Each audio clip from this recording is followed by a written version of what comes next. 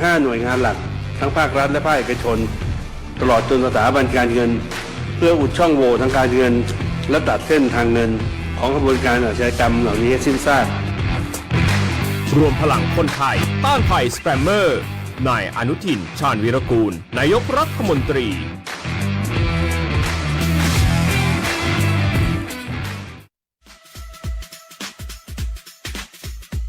หากคุณมีปัญหาสายตาอยากได้แว่นสักอันหนึ่งไว้ตอบแชทตอบไลน์งานด่วนใส่ขับรถไปทำงานไปท่องเที่ยวดูแผนที่ปักหมุดหาจุดหมายปลายทางหรือต้องการใช้เลนโปรเกรสซีฟไว้มองไกลมองกระจกซ้ายกระจกขวา The World of Opticon เราเข้าใจถึงปัญหาสายตาของคุณดีวัดสายตาแม่นยำโดยทัศนศาสตร์ด้วยประสบการณ์กว่า 40 ปี The World of Opticon ช่วยคุณได้ตัวแทนจำหน่ายแว่นตานาฬิกาพร้อมบริการหลังการขายมาเลยที่ The World of Opticon มุมแยกกาดน้ำทองถนนภูเก็ตตำบลนาจักอำเภอเมืองแพร่จังหวัดแพร่โทร0819520545จังหวัดแพร่ร่วมกับสำนักงานศึกษาธิการจังหวัดแพร่ขอเชิญทุกท่านร่วมเสนอชื่อครูผู้สร้างการเปลี่ยนแปลงในชีวิตศิษย์และเป็นครูผู้มีคุณูปการต่อการศึกษาควรค่าแก่การได้รับการยกย่องเชิดชูเกียรติเพื่อเข้ารับพระราชทานรางวัลสมเด็จเจ้าฟ้ามหาจักรีครั้งที่ 7 ปีพุทธศักราช 2570 ผู้มีสิทธิเสนอชื่อครูเพื่อเข้ารับการคัดเลือกระดับจังหวัด 1. สถานศึกษาขั้นพื้นฐานโดยความเห็นชอบของคณะกรรมการสถานศึกษา 2. สมาคมมูลนิธิและองค์กรที่มีฐานะเป็นนิติบุคคลและมีภารกิจส่งเสริมการเรียนรู้ 3. ลูกศิษย์ที่เป็นศิษย์เก่าจำนวน1คนซึ่งมีอายุไม่น้อยกว่า20 ปี 4. คณาจารย์ในระดับอุดมศึกษารวมกันไม่น้อยกว่า3คนเสนอชื่อและส่งเอกสารได้ตั้งแต่บัดนี้เป็นต้นไปจนถึงวันที่30มิถุนายน2569สอบถามรายละเอียดเพิ่มเติมได้ที่ www.pmca.or.th หรือศูนย์ประสานงานรางวัลสมเด็จเจ้าฟ้ามหาจักรีสำนักงานศึกษาธิการจังหวัดแพร่ครุสภาจังหวัดแพร่เลขที่168หมู่2ตำบลป่าแมกอำเภอเมืองแพร่จังหวัดแพร่โทร054520807สำนักงานคปภ.มีภารกิจหลักในการกำกับดูแลเพื่อธุรกิจประกันภัยดำเนินไปอย่างถูกต้องตามหลักธรรมาภิบาลส่งเสริมให้ประชาชนเข้าถึงระบบประกันภัยได้ในทุกมิติคุ้มครองสิทธิผู้ย่าประกันภัยเพื่อได้รับความเป็นธรรมอย่างแท้จริงพร้อมอยู่เคียงข้างผู้คนในทุกช่วงเวลาของชีวิตทุกเรื่องประกันภัยโทรสายด่วนคปภ. 1186เว็บไซต์ oic.or.th Line Official @oicconnect และสำนักงานคปภ.จังหวัดทั่วประเทศคปภ.คุ้มครองผู้ทำประกันภัยคุ้มครองคุณ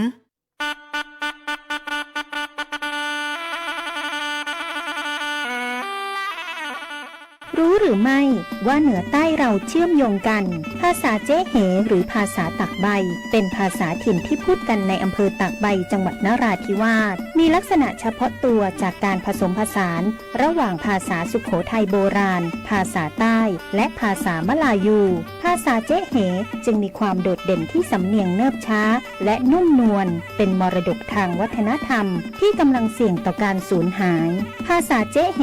จึงสะท้อนได้ว่าแผ่นดินไทยเหนือใต้เป็นสายสัมพันธ์ที่เชื่อมโยงกันศาสนาภาษาวัฒนธรรมความรักความเข้าใจความสามัคคีและความผูกพันเป็นพื้นฐานสำคัญในการสร้างสันติสุขที่ยั่งยืนสำนักงานประชาสัมพันธ์ที่ 3 กรมประชาสัมพันธ์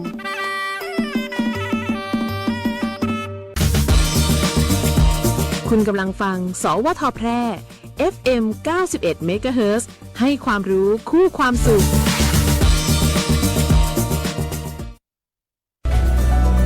ที่นี่สถานีวิทยุกระจายเสียงแห่งประเทศไทยจังหวัดแพร่ส่งกระจายเสียงด้วยระบบ FM สเตอริโอมัลติเพล็กซ์ความถี่ 91 เมกะเฮิรตซ์ จากนี้ไปติดตามรับฟังรายการบ่ายนี้ที่ 91 ทุกวันจันทร์ถึงวันศุกร์เวลา 13:00 นถึง 14:00 น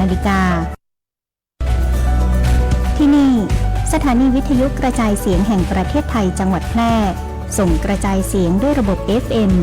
สเตอริโอมัลติเพล็กซ์ความถี่ 91 เมกะเฮิรตซ์ จากนี้ไปติดตามรับฟังรายการบ่ายนี้ที่ 91 ทุกวันจันทร์ถึงวันศุกร์ เวลา 13 นาฬิกาถึง 14 นาฬิกา ช่วง Talkative Rubber ยางพูดได้ โดยการยางแห่งประเทศไทยจังหวัดแพร่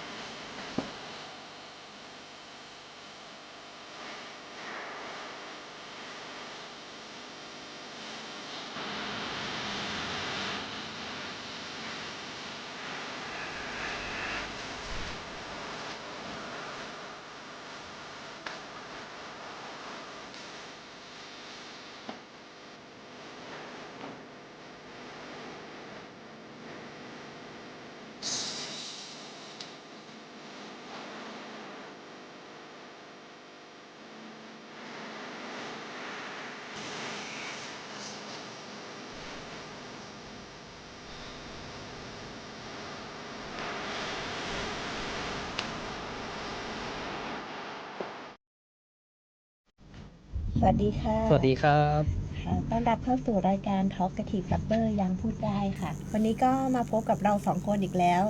ก็หนูไอ้น้ำค่ะนักวิชาการเกษตรจากการยางแห่งประเทศไทยแล้วก็ ครับกิตติพันธ์บุญช่วยครับผมหัวหน้าแผนกพัฒนาและฝึกอบรมการยางแห่งประเทศไทยจังหวัดแพร่ครับผม ค่ะ ก็วันนี้กว่าจะได้กลับมาเจอกันก็1 เดือนผ่านมาแล้วนะครับ ใช่ ก็ข่าวสารสำหรับยางพาราในจังหวัดแพร่เราวันนี้ก็จะมีมาเล่าให้ฟังเยอะแยะพอสมควรนะครับ เริ่มจากตรงไหนดีครับน้ำเอาเป็นเรื่องงานที่ผ่านมาของเดือนที่แล้วดีไหมครับ ได้ค่ะ ลองเล่าให้กับท่านผู้ฟังได้ฟังหน่อยว่าเดือนที่แล้วเดือนที่ผ่านมาเนี่ยเราทำอะไรไปบ้าง นะครับ ค่ะก็ช่วงเดือนพฤษภาที่ผ่านมาจนกระทั่งถึงต้นเดือนมิถุนายนนี้นะคะก็ทางแผนกพัฒนาและฝึกอบรมของการยางแห่งประเทศไทยจังหวัดแพร่ก็ได้มีจัดโครงการส่งเสริมและพัฒนาอาชีพให้เกษตรกรของเราค่ะก็เราจะมีการจัดด้วยกันทั้งหมด2หลักสูตรแต่ว่าเดือนที่ผ่านมาเนี่ยเราจัดไปแล้ว1หลักสูตรก็คือหลักสูตรการทำประมงในสวนค่ะก็หลักสูตรนี้ค่ะก็จะเป็นเรื่องเกี่ยวกับต้องเกริ่นก่อนนะว่าจริงๆโครงการส่งเสริมอาชีพเกษตรกรก็คือเกษตรกรที่ปลูกยางพาราของเราเนี่ยโดยปกติเขาก็จะมีอาชีพในการกรีดยางแล้วก็ขายผลผลิตแต่ก็จะมีบางช่วงที่อาจจะราคาผลผลิตไม่คงที่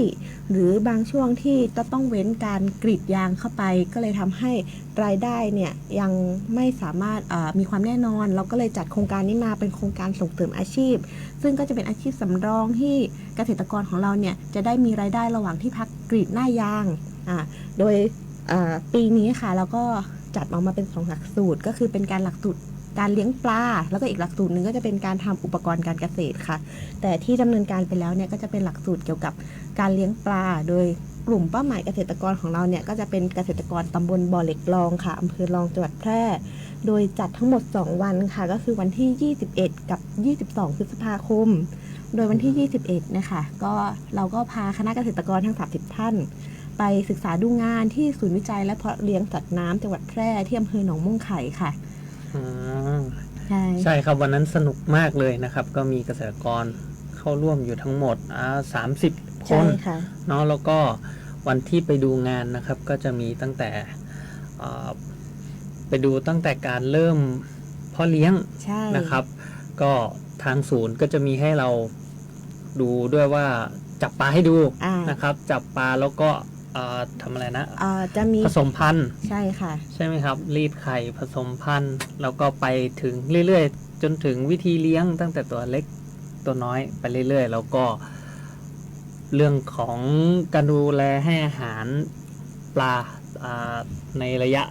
กี่เดือนเป็นต้นไปนะครับแล้วก็รวมถึงอาหารปลาที่ใช้เลี้ยงนะครับว่าต้องใช้อะไรบ้างใช่แล้วก็มีการสร้างอาหารธรรมชาติเพราะว่าการทำอาหารธรรมชาติให้ปลาได้ก็จะเป็นการประหยัดต้นทุนในการเลี้ยงปลาเพราะว่าการเลี้ยงปลาในบ่อดินเนี่ยคือจริงๆมันสามารถเกิดตัวตะไคร่น้ำหรือว่าตัวสัตว์น้ำชนิดเล็กๆที่เป็นอาหารของปลาได้ซึ่งการจะเกิดพวกลูก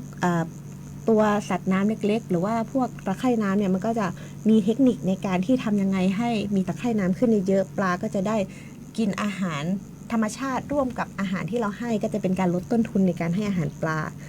นอกเหนือจากนั้นนะคะทางเจ้าหน้าที่ก็ใจดีมากเลยก็คือก็มีการสาธิตวิธีการผสมพันธุ์ปลาค่ะก็คือจะมีการคัดเลือกพ่อพันธุ์แม่พันธุ์ปลาในวันนั้นเราทำเป็นปลานวลจันทร์ค่ะก็จะมีการเอาปลาเนี่ยจับมาแล้วก็มาคัดแยกเพศหลังจากนั้นก็จะมีการฉีดฮอร์โมนเพื่อกระตุ้นให้เกิดการอยากวางไข่แล้วก็จะให้ปลาเนี่ยอยู่ด้วยกันแล้วก็เมื่อผสมพันธุ์กันเสร็จเนี่ยก็จะออกลูกเป็นลูกปลาแล้วก็มาเพาะเลี้ยงอนุบาลต่อไปใช่ครับก็ตอนนี้ก็เริ่มเข้าสู่ฤดูวางไข่แล้วก็ฤดูผสมพันธุ์ปลานะครับตอนนี้ก็ที่เราไปดูมานะครับที่ศูนย์เขาก็จะเริ่มมีลูกปลานะครับพันธุ์เล็กๆเริ่มจัดจำหน่ายแล้วนะครับก็ท่านใดสนใจก็สามารถเข้าไปสอบถามติดต่อสอบถามดูได้นะครับค่ะแล้วก็วันถัดมาค่ะหลังจากที่ไปศึกษาดูงานที่ศูนย์วิจัยแล้วเราก็จะเข้าไปอบรมในพื้นที่ที่ตำบลบ่อเหล็กรองค่ะก็คือทางตลาดยางของกลุ่มเวียงเชียงชื่นเนาะก็ตรงนั้นเนี่ยก็จะมีการบรรยายจากเจ้าหน้าที่ของสำนักงานตรวจบัญชีสากลจังหวัดแพร่ค่ะก็คือนอกเหนือจากการที่เราเนี่ยไปส่งเสริมอาชีพเขาแล้วก็ยังมีการถ่ายทอดความรู้เกี่ยวกับการทำบัญชีครัวเรือนการทำบัญชีอาชีพเพื่อที่เกษตรกรของเราเนี่ยจะได้มีการจดบันทึกได้รับรายจ่ายแล้วก็จะได้รู้ว่าอาชีพเสริมที่ลงทุนทำไปเนี่ยมีผลกำไรอย่างไรค่ะแล้วนอกเหนือจากนั้นเนี่ยก็มีการบรรยายพิเศษจากเจ้าหน้าที่ต้องบอกว่าเป็นเกษตรกรที่เขาได้รับรางวัลมาค่ะก็คือเขาเนี่ยทำเรื่องเกี่ยวกับการทำระบบน้ำก็จะเป็นการให้ระบบน้ำซึ่งสามารถวางผังในสวนยางพาราได้ตรงนี้ก็จะเป็นประโยชน์สำหรับการที่ต้นยางของเราเนี่ยจะได้น้ำตลอดทั้งปีเพราะต้องบอกก่อนว่าจริงๆต้นยางพาราของเราเนี่ย เมื่อเข้าสู่ช่วงแล้งเนี่ยจริงๆเขาจะผลัดใบเนาะเพราะว่าจะเป็นการ ใช่ ที่ ครับ เขาจะไม่ค่อยมีน้ำละใช่แต่ถ้าเราสามารถให้น้ำได้เนี่ยเราก็จะสามารถยืดระยะเวลาการเก็บเกี่ยวเข้าไป ต้นยางของเราก็จะให้ผลผลิตได้อย่างต่อเนื่อง ก็จะเป็นการแบบบริหารจัดการสวนให้มีรายได้เข้าตลอดทั้งปีค่ะ ครับก็เป็นเรื่องแรกนะครับที่ทางสำนักงานเรานะครับหรือทางการยางแห่งประเทศไทยจังหวัดแพร่เราเนี่ยได้จัดขึ้นมาในเดือนที่แล้วนะครับแล้วก็เราก็จะยังมีแผนการอบรมเรื่องอาชีพเสริมนะครับอยู่อีก หนึ่งหลักสูตร เรื่องนะครับ ใช่ หนึ่งหลักสูตรด้วยกัน ซึ่งตอนนี้กำลังอยู่ในช่วงดำเนินการนะครับก็ยังไม่แล้วเสร็จดี ค่ะ แล้วก็เราก็จะมีกำหนดการในการจัดอบรมนะครับแล้วก็ให้ความรู้เนี่ยในช่วงอาทิตย์ถัดไปนะครับก็จะอยู่ในช่วงวันที่ประมาณ16 และ ใช่ไหมครับ 17 มิถุนา 16 ค่ะ ก็เป็นเรื่องอะไรนะครับ จะเป็นเรื่องเกี่ยวกับการทำอุปกรณ์การเกษตรค่ะ ซึ่งจะมุ่งเน้นไปในส่วนเกี่ยวกับอุปกรณ์การเกษตรในสวนยางพารา ใช่ ก็จะมีทั้งการไปศึกษาดูงาน แล้วก็มีการอบรมในพื้นที่ ซึ่งตรงนี้ก็เป็นประโยชน์ คือไม่อยากแค่เล่าให้เฉพาะคนที่30 คนที่เป็นคนในโครงการเราอยากจะเล่าให้ทุกคนฟังเนาะ ก็คือเรื่องเกี่ยวกับการทำหมวกยางพาราค่ะ ครับก็สำหรับหมวกยางพารานะครับ ก็ช่วงนี้เป็นช่วงฤดูฝนเข้าแล้วพอดีใช่ไหมครับ ใช่ค่ะ ก็คือถือว่าฝนตกบ่อยแล้วแหละนะครับ ช่วงนี้ก็จะเริ่มมีปัญหาเกี่ยวกับเรื่องการเก็บเกี่ยวแล้วนะครับ เนื่องจากว่ายางพาราเนี่ยถ้าเราเก็บเกี่ยวในช่วงฤดูฝนนะครับ ถ้าเกิดต้นยางเปียก หรือว่ามีฝนตกขณะเก็บเกี่ยวนะครับ มันก็จะทำให้เราสูญเสียผลผลิตไปกับน้ำฝนนะครับ ซึ่งเมื่อเก็บเกี่ยวไม่ได้เราก็จะเสียหายวัตถุดิบ หรือว่าเสียหายยางพาราของเราไปเยอะพอสมควร เพราะฉะนั้นมันก็จะมีการหาวิธีนะครับในการเก็บเกี่ยวในช่วงฤดูฝน ใช่ค่ะ ก็หมวกยางพารานะครับ หรือหมวกกันฝนเนี่ยมันก็จะเป็นอีกหนึ่งอุปกรณ์นะครับที่เอาไว้ช่วยสำหรับเก็บเกี่ยวในช่วงฤดูนี้นะครับ ก็จะสามารถลักษณะของตัวหมวกเป็นยังไงบ้างให้น้องไอ้น้ำเล่าให้ฟังดีกว่า ค่ะ ก็คือถ้ามองภายนอกเนาะก็จะคล้ายๆร่มเลย ก็คือเหมือนเรากางร่มไว้เหนือหน้ากรีดยาง ครับ เพื่อที่เวลาต้องนึกภาพเวลาฝนตกลงมาเนี่ยน้ำฝนเนี่ยมันสามารถไหลมาตามหน้ายาง ไหลมาตามเปลือกแล้วมันก็จะเข้าไปในถ้วยยางของเราถ้าหากว่าน้ำยางเรายังไหลอยู่ ตรงเนี้ยถ้าน้ำฝนปนกับน้ำยางในปริมาณที่เยอะเกินเนี่ยมันก็จะทำให้น้ำยางไม่สามารถจับตัวเป็นก้อนแล้วเราก็จะไม่สามารถเก็บไปขายได้ แต่ตัวเนี้ยเราก็จะเอาตัวลักษณะคล้ายร่มเนี่ยค่ะมามัดเหนือรอยกรีดยางก็คือเหนือส่วนที่จะมีน้ำยางไหลออกมาลงถ้วยเนี่ยเพื่อเหมือนกางร่มไม่ให้น้ำเนี่ยไหลเข้าไปในถ้วยได้ ตรงนี้ก็จะทำให้เราสามารถเก็บเกี่ยวผลผลิตได้แม้จะเป็นวันที่มีฝนตกใช่ไหม ใช่ครับผมก็อย่างตัวลักษณะตัวนี้เราจะเป็นการใช้ผ้าพลาสติก ค่ะ นะครับใช้ผ้าพลาสติกใช้ลวดในการช่วยทำเหมือนกับล่มนะครับ อุปกรณ์เหมือนกับล่ม ทีนี้เราก็จะเอาไปมัดหรือเอาไปขึงอยู่รอบต้นยาง ใช่ค่ะ นะครับแล้วก็เราจะใช้น้ำยางนะครับน้ำยางที่เรากรีดได้ทุกวันนี้นะครับช่วยในการเป็นเหมือนกาวนะครับปิดอุดช่องว่างระหว่างตัวผ้ายางกับลำต้นของต้นยางนะครับก็เพื่อไม่ให้น้ำไหลผ่านหรือซึมผ่านนั่นเองนะครับถ้าน้ำที่ไหลลงมาตามลำต้นลงมาถึงหมวกยาง ค่ะ นะครับถ้าผ่านไปไม่ได้มันก็จะไหลออกข้างนอก ใช่ นะครับ จะไหลออก เมื่อไหลออก ร่ม ไปข้างนอกมันก็จะลำต้นข้างล่างก็จะไม่เปียกนะครับก็จะทำให้หน้ายางไม่เปียกแล้วก็ถ้าหมวกเราทำใหญ่พอนะครับก็จะคุมไปจนถึง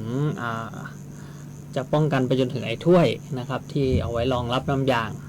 ทีนี้เนี่ยเมื่อมีฝนตกลงมาหรือว่าน้ำไหลลงมามันก็จะไม่ลงไปในถ้วยยางนะครับก็เป็นการป้องกันผลผลิตของเราไปอีกด้านหนึ่งนะครับ ค่ะ ค่ะก็สำหรับผู้ที่สนใจเนาะขณะนี้ถ้ายังฟังFacebook ของสวทแพร่ไลฟ์อยู่ก็สามารถดูรูปได้ แล้วก็เดี๋ยวถ้าจากหลังจากจบรายการเนี่ยหนูก็จะเข้าไปแปะรูปในหน้าเพจการยางแห่งประเทศไทยจังหวัดแพร่ด้วยเผื่อผู้ที่สนใจเนี่ยอยากจะไปหาวัสดุอุปกรณ์มาทำตามก็จะแนะนำวัสดุอุปกรณ์คร่าวๆเนาะเพราะว่าก็จะเป็นตัวเดียวกับตัวที่เราซื้อมาจัดโครงการสาธิตให้เกษตรกรดูอย่างแรกเลยก็คือผ้าใบพลาสติกค่ะก็คือใช้แบบที่ไม่ต้องหนามากก็ได้แต่จะต้องมีความแข็งแรงพอสมควรตัวนี้นะคะก็จะตัดมาในขนาดอยู่ที่ความกว้าง45ความยาว170เซนติเมตรค่ะก็จะเป็นลักษณะเป็นผืนสี่เหลี่ยมยาวๆเพื่อที่เราจะนำลวดค่ะลวดก็ขอเป็นลวดที่ค่อนข้างมีน้ำหนักนิดนึงก็จะใช้เป็นประมาณลวดประมาณเบอร์12 13 14ก็ได้ตัดมาความยาว180เซนติเมตรแล้วเราก็จะร้อยลวดกับตัวพลาสติกค่ะเหมือนเวลาเราเย็บเนาเลยร้อยแค่ด้านเดียวให้ตัวลวดกับตัวแผ่นพลาสติกเนี่ยติดกันแล้วหลังจากนั้นเราก็จะเอาลวดเนี่ยค่ะมาล้อมเป็นวงกลมรอบต้นยางแล้วก็มัดปลายลวดค่ะหลังจากนั้นเราก็จะเอาตัวด้านฝั่งตรงข้ามที่เป็นด้านแผ่นพลาสติกตัวเนี้ยมัดติดกับตัวต้นยางไว้แล้วเราก็จะยาแนวด้วยตัวน้ำยางค่ะเพื่อป้องกันการรั่วซึมตรงนี้ก็จะมีลักษณะคล้ายร่มที่หุ้มรอบต้นยางซึ่งสำหรับตัวนี้ก็แนะนำว่าในวันที่ฝนตกนิดหน่อยโอเคใช้ได้แต่ถ้าฝนตกหนักก็ไม่อยากจะให้เสี่ยงเข้าสวนยางเหมือนกันเพราะว่าอาจจะกลัวฟ้าผ่าฟ้าร้องก็มีเนาะใช่มีโอครับ กาสก็ถ้าฝนตกหนักนิดถ้าฝนตกนิดหน่อยนะครับก็ยังพอเข้าไปเก็บเกี่ยวได้แต่ว่าถ้าฝนตกเยอะก็ไม่ควรจะฝืนเข้าไปเก็บเกี่ยวนะครับแล้วก็มันก็จะมีช่วงที่สามารถเลือกกรีดได้นะครับอย่างเช่นถ้าเราเข้าไปเก็บเกี่ยววันนั้นไม่ทันจริงๆเราอาจจะเลื่อนวันเก็บเกี่ยวแล้วก็เพิ่มจำนวนวันกรีดเพื่อทดแทนก็ได้นะครับอันนี้ก็เป็นอีกหนึ่งวิธีในการกรีดยางนะครับแล้วก็กรีดชดเชยได้ถ้าเราเว้นนานครับค่ะแล้วก็อีกอย่างหนึ่งถ้าคนไหนที่จะเลือกใช้วิธีกางร่มให้ต้นยางแล้วก็ให้หมั่นระบายอากาศให้หน้ากรีดด้วยเพราะว่าถ้าวันไหนที่มีแดดมีลมดีก็อาจจะต้องยกตัวร่มออกนิดนึงเพื่อที่ลมจะได้เข้าไปจะได้ลดการสะสมโรคจากหน้ายางนะเพราะว่าความชื้นก็มีส่วนให้เกิดโรคได้แล้วก็ข้อควรระวังอีกหนึ่งอย่างนะครับเมื่อเราเอาร่ม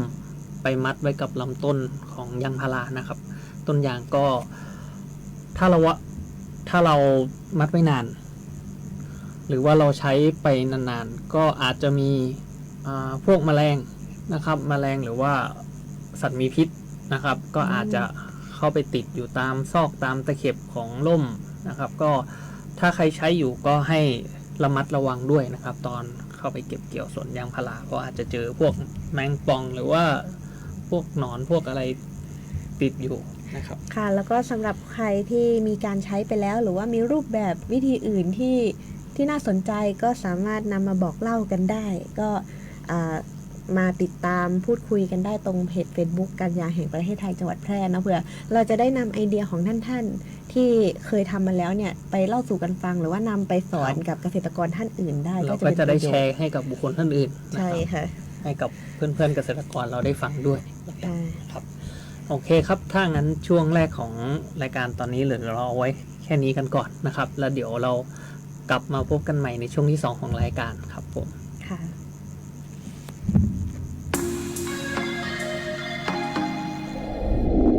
คุณกำลังฟังสวทแพร่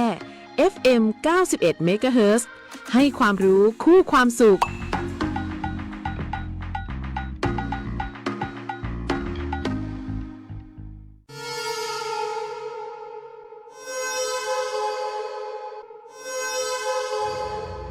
สายด่วน1669อบจ.แพร่สายด่วน1669อบจ.แพร่สายด่วน1669อบจ.แพร่ โทรสายด่วน 1669 อบจ.แพร่จำให้ขึ้นใจนะคะ เจ็บป่วยฉุกเฉินอุบัติเหตุรุนแรงในพื้นที่จังหวัดแพร่โทรสายด่วน 1669 ศูนย์รับแจ้งเหตุและสั่งการการแพทย์ฉุกเฉินอบจ.แพร่เราจะส่งต่อผู้ป่วยไปรักษาที่โรงพยาบาลที่อยู่ใกล้ที่สุดพร้อมให้บริการตลอด 24 ชั่วโมงฟรีไม่มีค่าใช้จ่ายใช้ระบบดิจิทัลระบุตำแหน่งอย่างแม่นยำและวิดีโอคอลประเมินอาการแนะนำ CPR ช่วยเหลือชีวิตผู้ป่วยในทันทีโทรฟรีแต่อย่าโทรเล่นเพราะมีผู้ป่วยจำนวนมากที่รอคอยความช่วยเหลืออยู่สายด่วน 1669 ศูนย์รับแจ้งเหตุและสั่งการการแพทย์ฉุกเฉินอบจ.แพร่ด้วยความปรารถนาดีจากองค์การบริหารส่วนจังหวัดแพร่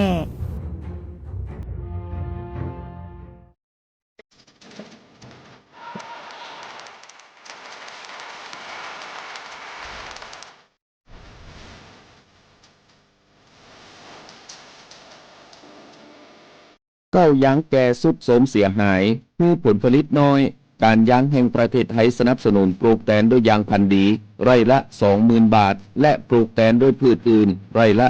12,000 บาทแค่เป็นเกษตรกรตีขึ้นทะเบียนกับกยท.มีส่วนบนพื้นที่ดินถูกกฎหมายเก้ายางอายุเกิน25 ปียื่นกำขอได้ตามสิทธิ์เลือกรูปแบบปลูกแตนทั้งปลูกยางพันธุ์ดีไม่ยืนต้นเศรษฐกิจหรือสวนยางยั่งยืนมีเงินทุนพร้อมช่วยเหลือติดต่อได้ที่054-069-605 การยางแห่งประเทศไทยจังหวัดแพร่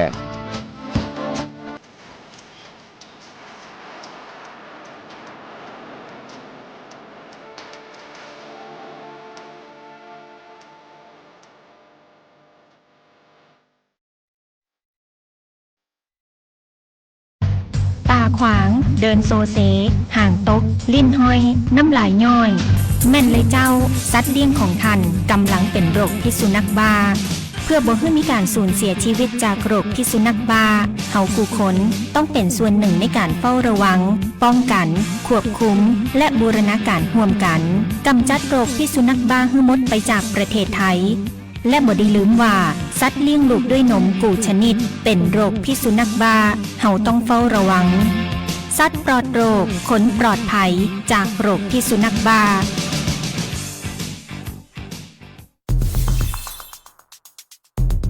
แค่ 3 ปีความเสียหายจากอาชญากรรมไซเบอร์ของคนไทยพุ่งทะลุถึง 94,000 ล้านบาทหรือเฉลี่ยปีละ 30,000 ล้านบาททุก1ชั่วโมงเราเสียเงินกว่า 3.4 ล้านบาทให้กับมิจฉาชีพออนไลน์โจรไม่เห็นใจคนอาชีพไหนอายุเท่าไหร่สถานะทางการเงินแบบใดหมอพ่อค้านักธุรกิจนักเรียนแม่บ้านข้าราชการเกษียณทุกคนตกเป็นเหยื่อได้เสมอและวันหนึ่งอาจเป็นคุณหรือคนที่คุณรักเพราะจุดอ่อนร่วมของเหยื่อคือความเร่งรีบขาดสติหรือแม้แต่บางครั้งก็เกิดความโลภจนเกินไปอย่าปล่อยให้การกดคลิกเดียวลิงก์เดียวทำให้โจรยิ้มกว้างวันนี้ถึงเวลาแล้วที่คนไทยทุกคนจะต้องร่วมมือกันสร้างภูมิคุ้มกันอาชญากรรมไซเบอร์ช่วยกันหยุดก่อนที่ภัยไซเบอร์จะทำให้คนที่คุณรักและตัวคุณเองกลายเป็นเหยื่อ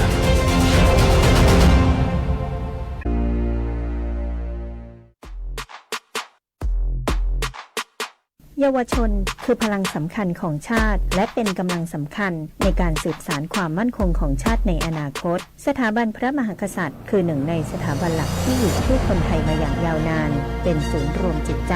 และเป็นแบบอย่างแห่งการทำความดีเพื่อประชาชนการแสดงออกถึงความจงรักภักดีสามารถทำได้ง่ายๆในชีวิตประจำวันเช่นการเป็นคนดีเคารพกติกาสังคมช่วยเหลือผู้อื่นและทำประโยชน์เพื่อส่วนรวมเยาวชนที่มีความรู้ความเข้าใจอย่างถูกต้องจะสามารถส่งต่อคุณค่าที่ดีงามและร่วมกันรักษาความเป็นไทยให้คงอยู่สืบไป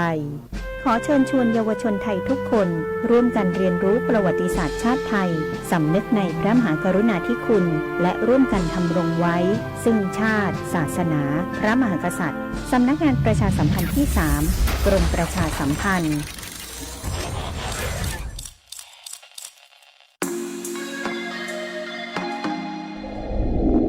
คุ คุณกำลังฟัง สวทแพร่ FM 91 MHz ให้ความรู้คู่ความสุข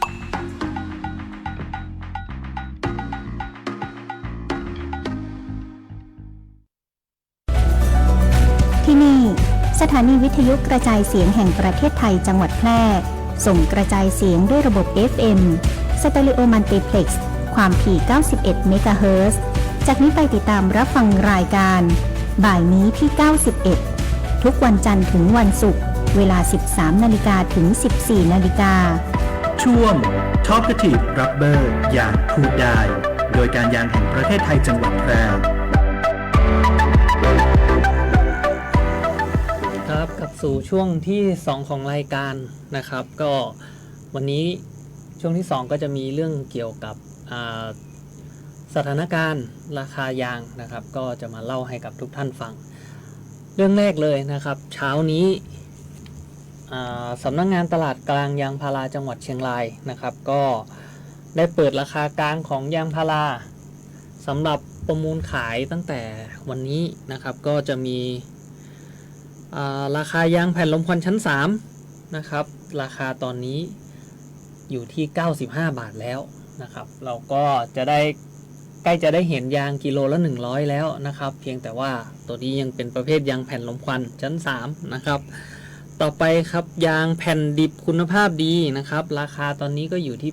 89 บาทนะครับ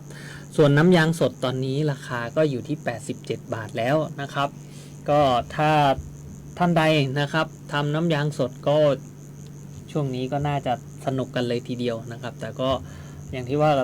ในส่วนของเขตภาคเหนือเรานะครับส่วนใหญ่ก็จะเป็นการทำยางก้อนถ้วยขายซะมากกว่านะครับเพราะฉะนั้นราคายางก้อนถ้วยครับตอนนี้ยางก้อนถ้วย 100% เนี่ยที่DRC 100% นะครับราคาอยู่ที่75 บาท 15 สตางค์นะครับอันนี้คือราคากลางที่เปิดขึ้นมานะครับก่อนการจัดประมูลนะครับส่วนยางก้อนถ้วยที่ DRC 70% นะครับราคาอยู่ที่52 บาท 61 สตางค์ด้วยกันนะครับก็ณตอนนี้ถือว่าราคาเพิ่มขึ้นนะครับถ้าเป็นยางก้อนถ้วยก็เพิ่มขึ้นจากวันศุกร์ที่ผ่านมาก็จะอยู่ที่ประมาณ15 สตางค์นะครับก็เดี๋ยวเรามาดูกันครับว่ากลุ่มแรกที่เราประมูลกันวันนี้นะครับเขาได้ราคากันเท่าไหร่อย่างวันนี้นะครับก็จะมีกลุ่มที่ประมูลที่สำนักงานตลาดกลางยางพาราด้วยกันอยู่4กลุ่มนะครับก็จะมีกลุ่มของทางพิษณุโลก1กลุ่มนะครับสุโขทัย1กลุ่มอุตรดิตถ์1กลุ่มแล้วก็ที่แพร่1กลุ่มนะครับซึ่งของจังหวัดแพร่เราเนี่ยก็จะเป็นกลุ่มตลาดยางบ้านวังปึ้งนะครับก็ประมูลวันนี้นะครับมีนัดส่งมอบสินค้าหรือนัดส่งมอบยางพาราเนี่ยวัน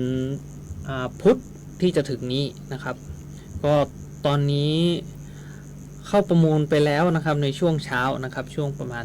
11:30 นาทีนะครับก็ราคาที่ได้ออกมาอยู่ที่45 บาท 95 สตางค์นะครับก็ถือว่าช่วงนี้สำหรับตลาดยางพาราของ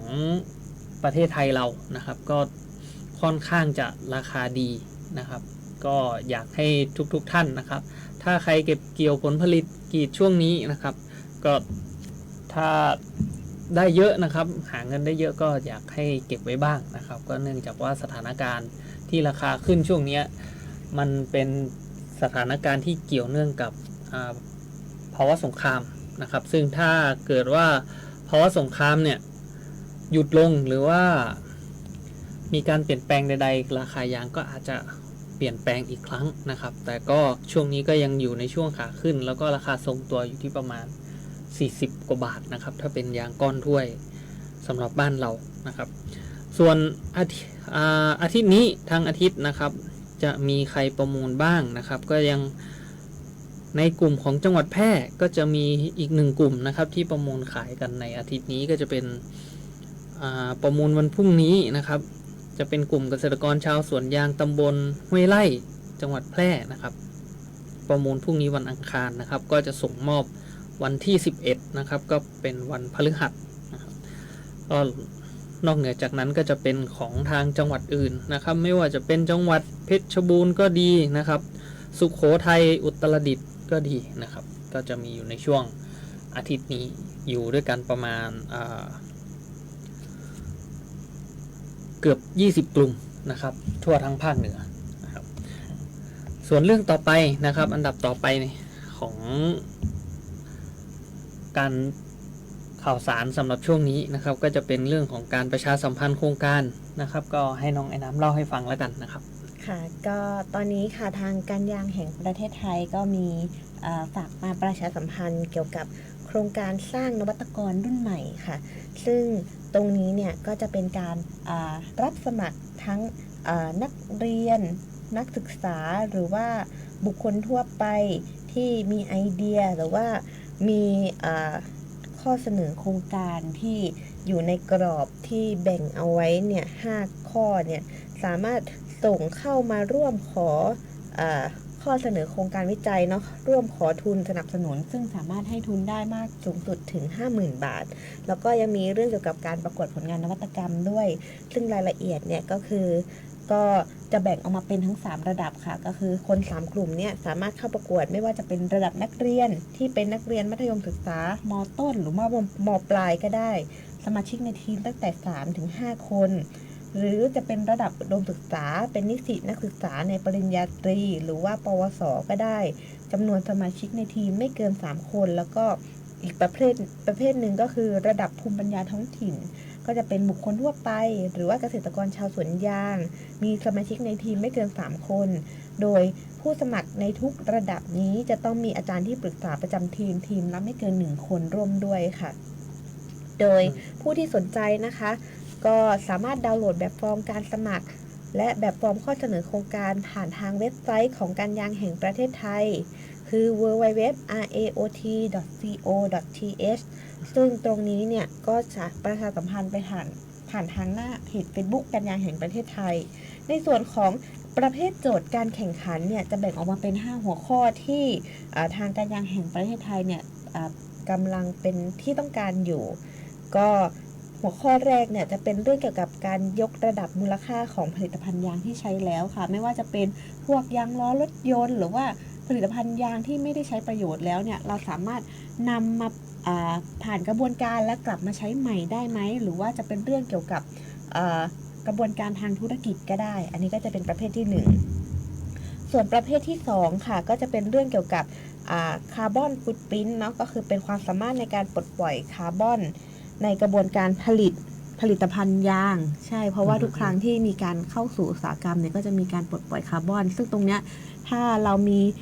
โครงการหรือว่ามีไอเดียที่สามารถช่วยลดการปลดปล่อยคาร์บอนตรงนี้ก็สามารถส่งมาประกวดได้แล้วก็หัวข้อที่3ค่ะก็จะเป็นเรื่องเกี่ยวกับระบบเศรษฐกิจหมุนเวียนสำหรับอุตสาหกรรมยางแบบครบวงจรก็เศรษฐกิจหมุนเวียนแล้วก็คือเราก็ช่วยทั้งสิ่งแวดล้อมทั้งสภาพเศรษฐกิจก็คือมันก็จะเป็นการทำให้อุตสาหกรรมยางเนี่ยก็คือสามารถได้ประโยชน์แก่ทุกคนแล้วก็หัวข้อที่4ค่ะก็จะเป็นเรื่องเกี่ยวกับการพัฒนาอุปกรณ์และเทคโนโลยีระบบอัจฉริยะพวกสมาร์ทเทคโนโลยีเพื่อเพิ่มผลผลิตยางตรงนี้ก็น่าสนใจอย่างเช่นถ้าใครมีอุปกรณ์อะไรอย่างเป็นเครื่องกรีดยางหรือว่าสามารถควบคุมได้ระยะไกลอะไรอย่างนี้ก็ลองส่งมาดูได้แล้วก็หัวข้อสุดท้ายค่ะจะเป็นเรื่องเกี่ยวกับการใช้ปุ๋ยอินทรีย์และชีวพันธุ์ในสวนยางก็เป็นเรื่องเกี่ยวกับการปรับปรุงดินถ้าเพิ่มแร่ธาตุแล้วก็เรื่องเกี่ยวกับการอาจจะเป็นเรื่องเกี่ยวกับการควบคุมป้องกันโรคในสวนยางได้เช่นเดียวกันก็สำหรับผู้ที่สนใจนะคะเราสามารถส่งได้ถึงวันที่16 มิถุนายนนี้ค่ะก็ส่งได้ที่อีเมลของสถาบันวิจัยยางของการยางแห่งประเทศไทยค่ะซึ่งตรงนี้เนี่ยสามารถรับเงินทุนสนับสนุนได้สูงสุดถึง 50,000 บาทเนาะก็ได้ตั้งแต่นักศึกษามัธยมตั้งแต่เด็กมัธยมต้นมัธยมปลายระดับนักศึกษาหรือว่าระดับบุคคลทั่วไปก็สามารถเลือกส่งได้ตามแต่ละประเภทค่ะครับก็ถ้าท่านใดสนใจนะครับหรือว่าเป็นผู้ประกอบการท่านใดสนใจนะครับก็สามารถเข้าไปดูรายละเอียดได้นะครับที่ทางเว็บไซต์ของการยางแห่งประเทศไทยเองหรือทางแฟนเพจ Facebook นะครับของการยางแห่งประเทศไทยจังหวัดแพร่ก็ได้ ค่ะแล้วก็มีอีกเรื่องหนึ่งเป็นเรื่องประกวดตรงนี้จะเป็นขั้นตอนรอบชิงชนะเลิศละของที่เราเคยประกาศไปเมื่อเดือนก่อนก็คือ เรื่องเกี่ยวกับการประกวดนวัตกรรมสมาร์ทฟาร์มมิ่งของการยางแห่งประเทศไทยเขตภาคเหนือค่ะซึ่งตรงนี้เนี่ยก็มีการส่งประกวดเข้าไปเบื้องต้น และการยางแห่งประเทศไทยจังหวัดแพร่ของเราก็มีการส่งประกวดเรื่องเกี่ยวกับการทำผลิตภัณฑ์จากไม้ยางพาราครับที่เราจะไปประกวดที่จังหวัดพิษณุโลกใช่ค่ะในวันที่10กับ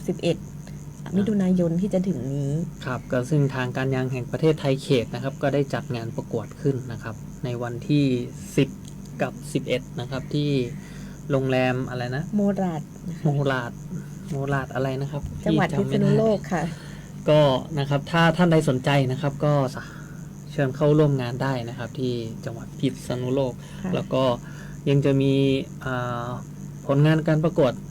นวัตกรรมนะครับของจุดอื่นของที่อื่นนะครับไม่ว่าจะเป็นมีจังหวัดอะไรบ้างนะครับอีก 2-3 รายการถ้าพี่จำไม่ผิดน่าจะมีของทางพิษณุโลกด้วยใช่ไหมครับมีพิษณุโลกแล้วก็มีทางจังหวัดน่านด้วยค่ะก็จะเป็นเกี่ยวกับนวัตกรรมเกี่ยวกับยางพาราไม่ใช่มีแค่ไม้ยางอย่างเดียวก็จะมีเรื่องเกี่ยวกับเป็นเครื่องผสมน้ำกรดมีเรื่องเกี่ยวกับทำระบบการช่วยกรีดยางหรือว่าแม้กระทั่งระบบการใช้ฮอร์โมนเอทิลีนเข้าไปในต้นยางด้วยก็มีเช่นเดียวกันซึ่งสำหรับทางการยางแห่งประเทศไทยจังหวัดแพร่ก็ขอประชาสัมพันธ์เนาะถ้าใครได้เข้ามาในเพจหน้าเพจ Facebook ก็ขอความกรุณาช่วยกดไลค์เป็นกำลังใจให้ด้วยใช่ครับแล้วก็ยังมีการประกวดให้คะแนนนะครับอยู่ในเพจการยางแห่งประเทศไทยจังหวัดพิษณุโลกนะครับก็ช่วยไปกดไลค์นะครับเป็นการเพิ่มคะแนนให้กับสำนักงานการยางแห่งประเทศไทยจังหวัดแพร่ด้วยนะครับในนวัตกรรมที่เราส่งประกวดเข้าไปนะครับก็ฝากทุกท่านด้วยละกันค่ะก็ถ้าการยางแห่งประเทศไทยจังหวัดแพร่เนาะได้เข้าประกวดแล้วก็ได้มีการรับรางวัลหรือว่ามีการได้รับคำแนะนำอย่างไรแล้วก็จะได้มาเล่าสู่กันฟังเนาะว่าไม้ยางพาราเนี่ยเราสามารถนำมาแปรรูปเป็นเฟอร์นิเจอร์เนี่ยมีวิธีการอย่างไรเพราะว่าเอาจริงๆเนี่ยการทำไม้ยางพาราเนี่ยถ้าเราตัดจากต้นมาเลยเนี่ยลักษณะก็คือน้ำยางนี่อาบเต็มท่อนซุงเลยใช่ไหมคะใช่ครับก็ต้องมีวิธีการจัดการอีกหลายขั้นตอนกว่าที่จะทำเป็นไม้ยางเป็นไม้ท่อนที่เราจะเอามาต่อเป็นเฟอร์นิเจอร์โดยที่อาจจะต้องมีการใช้สารเคมีเพิ่มความแข็งแรงหรือแม้กระทั่งการอบเพื่อให้ไม้เนี่ยมีความคงตัวใช่ตรงนี้ก็จะเป็นนวัตกรรมที่เราเนี่ยได้ใช้เข้าไปเพื่อพัฒนาเป็นเพื่อยกระดับการขายผลิตภัณฑ์ไม้ยางครับแล้วก็ตอนนี้ก็ยังจะมีประชาสัมพันธ์เรื่องอื่นอีกนะครับก็อย่างเช่นช่วงนี้เข้าสู่ช่วงต้นฤดูฝนแล้วนะครับก็ทางเรื่องก้ายางนะครับที่เกษตรกรหลายๆท่านนะครับได้มาสั่งจองกับทางการยางแห่งประเทศไทยจังหวัดแพร่ตอนนี้นะครับกำหนดการส่งมอบนะครับก็จะมีการส่งมอบขึ้นมาจากการยางแห่งประเทศไทยจังหวัดระยองนะครับมาถึงจังหวัดแพร่เราล็อตแรกก็จะเป็นช่วงประมาณวันที่ 26-27 นะครับก็จะมาถึงแพร่เป็นล็อตแรกนะครับแล้วก็ล็อตหลังๆกลุ่มหลังๆก็จะทยอยแล้วก็ส่งมอบเสร็จภายในช่วงต้นเดือนนะครับประมาณวันที่10-15 กรกฎาคมก็คิดว่าน่าจะส่งมอบเสร็จแล้วนะครับซึ่งทางเกษตรกรท่านใดนะครับที่สั่งของไว้นะครับก็เดี๋ยวทางการยางแห่งประเทศไทยเราจะติดต่อท่านไปอีกครั้งหนึ่งนะครับว่าเราพร้อมที่ของจะมาลงแล้วก็ส่งมอบกันประมาณวันไหนนะครับค่ะก็ถือว่าเป็นเวลาดีเนาะเพราะว่าฝนมาแล้วก็พร้อมที่จะปลูกยางได้ละใช่ครับแล้วก็นอกเหนือจากนั้นสำหรับท่านที่มีสวนยางอยู่แล้วก็อย่าลืมดูแลรักษาต้นยางด้วยการใส่ปุ๋ยใช่ครับแล้วก็อีกหนึ่งเรื่องนะครับสำหรับการปลูกต้นยางพารานะครับก็อยากจะให้ทุกท่านนะครับดูเรื่องสถานที่ปลูกนะครับเลือกสถานที่กันหน่อยนะครับเพราะว่าเรามีปัญหาอีกหนึ่งอย่างนะครับที่จะนำมาเล่าให้กับท่านผู้ฟังทุกท่านฟังนะครับก็มันจะเป็นเรื่องของการยืนต้นตายนะครับของยางพารานะครับ เนื่องจากว่าพื้นที่ปลูกเราอาจจะไปปลูกอยู่ในชั้นหินดินดานนะครับซึ่งโดยทั่วไปแล้วเนี่ยถ้าเราไม่ได้ขุดลงไปเราก็จะไม่สามารถตรวจสอบหรือว่าวิเคราะห์ได้นะครับว่าทางพื้นที่ที่เราจะปลูกเหมาะสมกับต้นยางพาราไหมนะครับหรือปลูกได้หรือเปล่านะครับแล้วก็จะทำให้เมื่อเราปลูกไปแล้วเนี่ยอาจจะทำให้ต้นยางพาราของเรายืนต้นตายในภายหลังได้นะครับลักษณะอาการที่พบนะครับน้องไอ้น้ำเล่าให้ฟังหน่อยได้ไหมครับว่า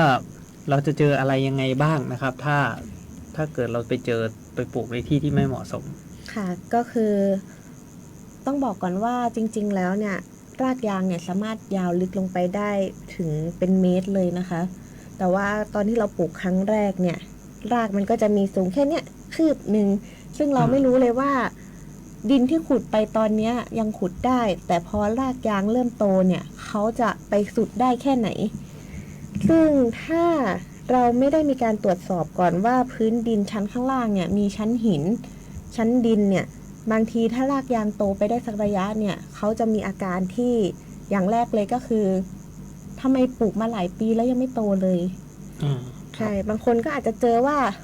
ปกติแล้วถ้าต้นยางอายุ7ปีเนี่ยก็ต้องมีขนาดลำต้น50 เซนติเมตรแล้วเพื่อที่จะกรีดได้แล้วทำไมต้นยางเรายังต้นเล็กอยู่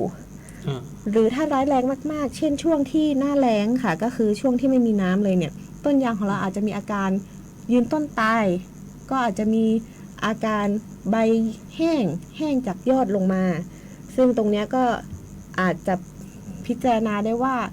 รากยางของเราเนี่ยอาจจะไปเจอกับชั้นหินข้างล่างครับซึ่งอาการที่เราพบบ่อยก็จะเป็นใบร่วงนะครับใบร่วงหรือยอดเหี่ยวยอดแห้งตั้งแต่ปลายยอดของลำต้นนะครับไล่ลงมานะครับหรือจะมีลักษณะอาการใบเหลืองแล้วก็ร่วงก่อนกำหนดนะครับซึ่งยางพาราของเราเนี่ยจะเริ่มร่วงช่วงประมาณปลายเดือนธันวานะครับไล่ไปเรื่อยๆจนถึงประมาณมกรานะครับก็จะเป็นการผลัดใบของต้นยางปกติอยู่แล้วนะครับก็ลักษณะที่3ก็จะเป็นการเจริญเติบโตที่โตขึ้นไปแล้วก็ชะงักทันทีนะครับแล้วก็สุดท้ายก็จะถึงขนาดยืนต้นตายซึ่งส่วนใหญ่แล้วเนี่ยปัญหาเราจะพบเจอในช่วงฤดูแล้งนะครับเพราะว่าปัญหาหน้ายางหน้าดินตื้นนะครับหน้าดินตื้นแล้วก็ไปเจอชั้นหินดินดานอยู่ถัดไปเนี่ยมันจะทำให้แสดงอาการหรือว่าต้นยางไม่ได้รับน้ำในช่วงหน้าแล้งเนี่ยจะไม่ได้รับน้ำมากนะครับก็คือปริมาณน้ำมันจะจำกัดมากซึ่งจะไม่เพียงพอกับต้นยางพาราที่ต้นโตและสมบูรณ์นะครับวิธีสังเกตนะครับพื้นที่ง่ายที่สุดก็คือลองสังเกตดูบริเวณรอบๆนะครับก่อนที่เราจะปลูกนะครับว่าบริเวณนั้นมีต้นไม้ใหญ่อยู่หรือเปล่านะครับอย่างเช่นภายในพื้นที่สวนของเรามีต้นไม้ใหญ่อยู่ไหมก่อนที่เราจะตัดแล้วก็มาปลูกยางพารานะครับหรือบริเวณรอบๆนะครับสวนข้างเคียงนะครับแนวรั้วนะครับมีต้นไม้ใหญ่อยู่ไหมนะครับถ้าไม่มีต้นไม้ต้นสูงใหญ่อยู่เลยให้สันนิษฐานว่าหน้าดินอาจจะตื้นและไม่เหมาะกับการปลูกต้นยางพารานะครับแล้วก็อีกส่วนหนึ่งก็คือถ้าเป็นพื้นที่ที่เคยทำนามาก่อนก็อาจจะไม่เหมาะสมด้วยเช่นกันใช่ครับผมเพราะว่ายางพาราเนี่ยไม่ชอบดินเหนียวนะครับก็ไม่ควรจะปลูกในที่ลุ่มหรือที่นานะครับใช่ค่ะก็สำหรับเรื่องของการยืนต้นตายก็เอาไว้แค่นี้ก่อนก็แล้วกันนะครับก็ให้ทุกท่านลองสังเกตดูแล้วกันนะครับถ้าใครอยากจะปลูกสร้างสวนยางพาราใหม่นะครับใช่ค่ะแล้วก็สำหรับคนที่ปลูกยางไปแล้วเราสามารถขึ้นทะเบียนได้ครับก็สำหรับการยางแห่งประเทศไทยเนาะก็คือถ้าท่านมีสวนยาง2 ไร่ขึ้นไปครับแล้วก็ปลูกยางเสร็จแล้วก็ต้นยางเนี่ยมีจำนวนต้นที่แน่นอนมีการปลูกซ่อมแซมอะไรไปเรียบร้อยแล้วเนี่ยก็สามารถมาขึ้นทะเบียนกับการยางแห่งประเทศไทยได้เพื่อที่จะได้เป็นส่วนหนึ่งกับการยางแห่งประเทศไทยของเราเพื่อที่หากมีเหตุฉุกเฉินอะไรก็จะได้ขอความช่วยเหลือหรือว่าเข้าถึงสวัสดิการของเราได้ครับซึ่งสวัสดิการของ ผู้ที่ขึ้นทะเบียนกับการยางแห่งประเทศไทยก็จะมีหลากหลายด้านนะครับไม่ว่าจะเป็นสวัสดิการบรรเทาทุกข์จากภัยพิบัติเบื้องต้นเกี่ยวกับสวนยางพารานะครับหรือจะเป็นการกู้ยืมเงินนะครับเพื่อใช้ในการประกอบอาชีพเสริมนะครับหรือการกู้ยืมเงินนะครับเพื่อที่จะเอาไปพัฒนาสวนยางพาราไม่ว่าจะเป็นเกี่ยวกับด้านการเก็บเกี่ยวผลผลิตนะครับด้านการพัฒนาสวนนะครับหรือว่าจะเป็นด้านอื่นๆอย่างการตลาดนะครับเกี่ยวกับยางพาราหรือในสวนนะครับก็สามารถจะขอกู้เงินลงไปตรงนี้ได้นะครับแล้วก็ยังจะมีสวัสดิการสำหรับเกษตรกรเมื่อเกิดกรณีเสียชีวิตนะครับเราก็ยังจะมีเงินสวัสดิการให้กับทายาทอีกรายละ 30,000 บาทนะครับแล้วก็เรายังจะมีโครงการอื่นๆนะครับไม่ว่าจะเป็นโครงการของการยางแห่งประเทศไทยเองหรือว่าโครงการของรัฐนะครับที่จะตามมาอีกไม่ว่าจะเป็นยกตัวอย่างเช่นโครงการประกันรายได้นะครับประกันราคาพวกนี้เราก็เคยให้ความช่วยเหลือมาเรียบร้อยแล้วนะครับแต่ก็ช่วงนี้ราคายางดีก็โอเคแล้วนะครับค่ะก็สำหรับผู้ที่สนใจมาขึ้นทะเบียนเนาะก็สามารถติดต่อเข้ามาทางเพจการยางแห่งประเทศไทยจังหวัดแพร่เพื่อขอเอกสารสำหรับเป็นแบบฟอร์มขึ้นทะเบียนค่ะแล้วก็หรือถ้าติดต่อกับทางผู้นำกลุ่มอยู่แล้วเนี่ยก็สามารถไปขอแบบฟอร์มได้ที่ผู้นำกลุ่มที่เราไปมีการขายยางร่วมด้วยค่ะซึ่งเอกสารที่จะใช้ขึ้นทะเบียนเนี่ยก็ที่จะต้องเตรียมมาก็จะมีหนึ่งก็คือแบบสำเนาบัตรประชาชนนะครับสำเนาทะเบียนบ้านแล้วก็สำเนาเอกสารสิทธิ์ที่ดินนะครับส่วนในแปลงที่ไม่มีเอกสารสิทธิ์ที่ดินนะครับเราก็จะมีเอกสารใบรับรองให้อยู่2ฉบับนะครับให้ทุกท่านได้ไปวาดผังแปลงนะครับขอการรับรองจากผู้ที่อยู่ในพื้นที่ใกล้เคียงแล้วก็ผู้นำชุมชนนะครับเพื่อเอามารับรองการขึ้นทะเบียนนะครับแล้วก็เราก็จะมีแบบฟอร์มให้กรอกอีกประมาณ 3-4 แผ่นนะครับซึ่งไม่ยากเท่าไหร่นะครับค่ะก็สำหรับผู้ที่ปลูกยางแล้วก็มาขึ้นทะเบียนกับเราเพื่อที่จะรักษาสิทธิ์ของตัวเองเนาะครับค่ะก็ทางการยางแห่งประเทศไทยจังหวัดแพร่ก็ยินดีต้อนรับทุกคนเสมอค่ะซึ่งเรื่องเกี่ยวกับข่าวสารประชาสัมพันธ์หรือว่าเรื่องด่วนเรื่องสำคัญอะไรเราก็จะแจ้งไว้ทางหน้าแฟนเพจ Facebook การยางแห่งประเทศจังหวัดแพร่แล้วก็สำหรับรายการนี้ก็จะมาเจอกันทุกเดือนก็จะมาเล่าให้ฟังว่าเรามีกิจกรรมอะไรที่ผ่านมาบ้างช่วงนี้มีเรื่องอะไรที่เกษตรกรชาวสวนยางควรจะต้องเริ่มเตรียมตัวหรือว่าระวังบ้างและก็ประชาสัมพันธ์ถึงสิทธิพิเศษหรือว่ากิจกรรมที่จะเป็นประโยชน์ต่อเกษตรกรของเราค่ะครับผมก็ส่วนวันนี้นะครับก็เวลาของเราก็ใกล้จะหมดแล้วนะครับก็อยากจะฝากให้ทุกท่านนะครับกลับมาติดตามกันใหม่นะครับในเดือนหน้าถัดไปนะครับส่วนวันนี้นะครับก็ขอบคุณนะครับทางสถานีวิทยุกระจายเสียงแห่งประเทศไทยจังหวัดแพร่นะครับที่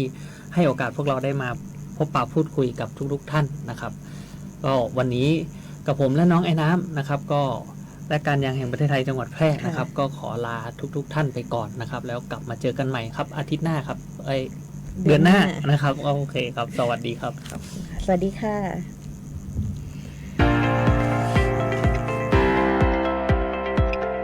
สถานีวิทยุกระจายเสียงแห่งประเทศไทยจังหวัดแพร่ 91 เมกะเฮิรตซ์ให้ความรู้คู่ความสุข